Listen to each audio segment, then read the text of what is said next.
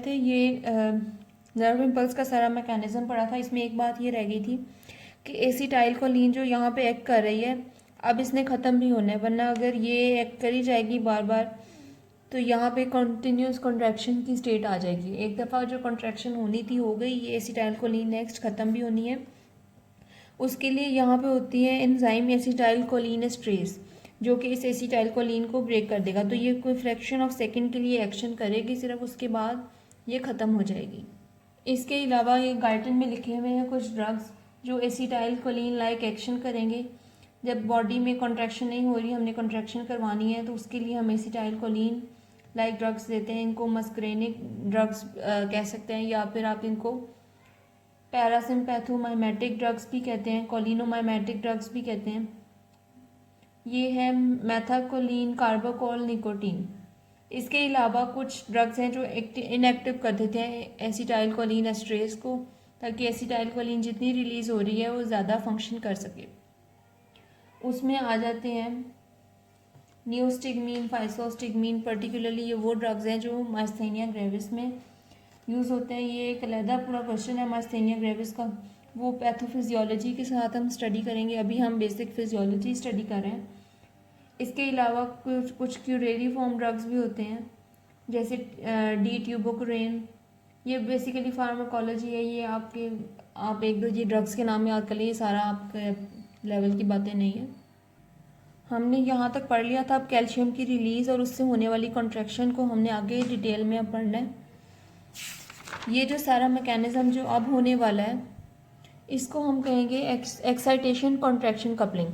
ये उसी सीरीज में हम चल रहे हैं, लेकिन अब जो यहाँ पे जो सारी बातें होंगी इसको कहेंगे एक्साइटेशन कॉन्ट्रैक्शन कपलिंग। ये आपने इसलिए से याद रखना है कि इसका क्वेश्चन आएगा तो आपने ये बातें लिखनी है, ये सारा आपने कॉन्सेप्ट बना के इसी तरह याद करना है। अब एक्साइटेशन कॉन्ट्रैक्शन कपलिंग का क्वेश्चन आ गया तो उसमें से जो ये पार्ट जो अब हम स्टडी कर रहे हैं इसी को लिखना है, एक्साइटेशन कॉन्ट्रैक्शन कपलिंग।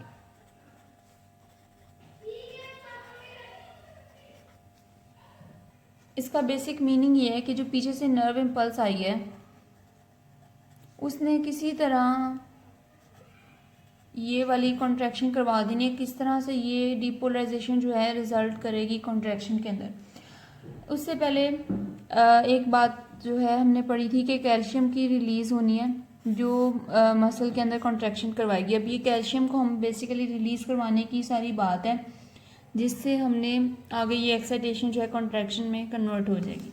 यहाँ पे गाइडन की एक डायग्राम है, ये चैप्टर 7 में से। ये मसल की मेम्ब्रेन है। यहाँ पे दो तरफ, यहाँ पे भी एक होगा सार्कोप्लाज्मिक रेटिकुलम जहाँ पे कैल्शियम स्टोर होती है। एक्शन पोटेंशियल आएगा इस मेम्ब्रेन पे। यहाँ पे दो तरह के रिसेप्टर्स हैं, ये डाईहाइड्रोपिरिडीन रिसेप्टर और इसके अलावा यहाँ पे रैनोडीन रिसेप्टर। दो तरह के रिसेप्टर्स हैं। यहाँ यही एक्शन पोटेंशियल इसी मेम्ब्रेन पे आएगा। यहाँ पे इसने डीपोलराइज होना है और यहाँ पे रिलीज़ करवाना है कैल्शियम को। कैल्शियम रिलीज़ होगी इस चैनल में से, दूसरी तरफ यहाँ से भी। तो ये सारी कैल्शियम अब जाएगी, जैसे ये नेक्स्ट स्टेप में दिखाया हुआ डीपोलराइजेशन, फर्दर रीपोलराइजेशन हो गई है।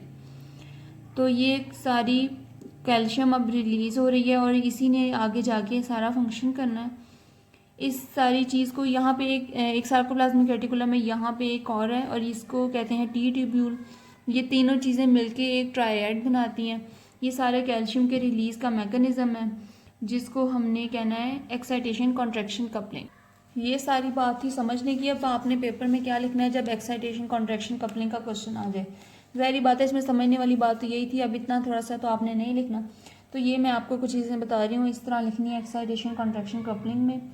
फर्स्ट ऑफ ऑल आपने पीछे से पिछली थोड़ी बात समराइज़ करनी है कि पहले पीछे से आएगा एक्शन पोटेंशियल, नेक्स्ट होगी एसिटाइलकोलिन की रिलीज़, फिर वो एसिटाइलकोलिन किस तरह से जो है सोडियम चैनल्स की ओपनिंग करवाएगी। उसके बाद होगा end plate potential. End plate potential वो पोटेंशियल है जो मैंने आपको कहा था कि सब थ्रेशोल्ड पोटेंशियल बनेगा, यानी कि वो पोटेंशियल जो कि लाइगेंड गेटेड सोडियम चैनल से बना था, वोल्टेज गेटेड चैनल ओपनिंग से पहले। ये एंड प्लेट पोटेंशियल डेवलप होने के बाद नेक्स्ट है एक्शन पोटेंशियल। ये सारा जाएगा सार्कोलीमा पे। सार्कोलीमा ये मसल की मेम्ब्रेन है।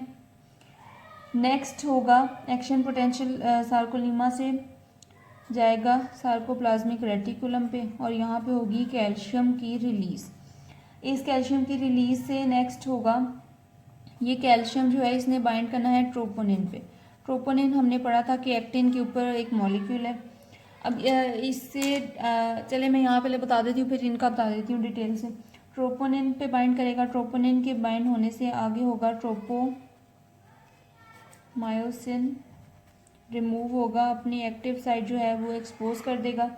उस एक्टिव साइट पे फर्दर लगेगी आगे मायोसिन और उसकी वजह से होगी आगे कॉन्ट्रैक्शन।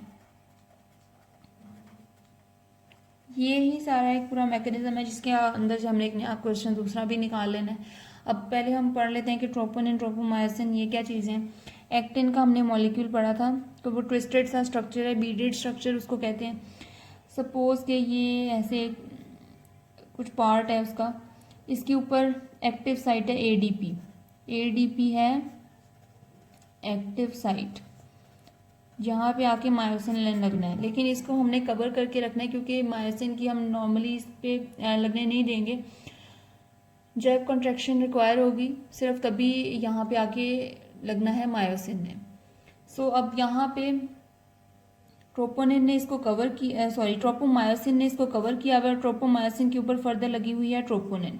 जब हम इस ट्रोपोनिन पे बाइंड करेंगे कैल्शियम तो ये ट्रोपोनिन हट जाएगी, ट्रोपोमायोसिन डिस्प्लेस हो जाएगी और ये एक्टिव साइट एक्सपोज हो जाएगी।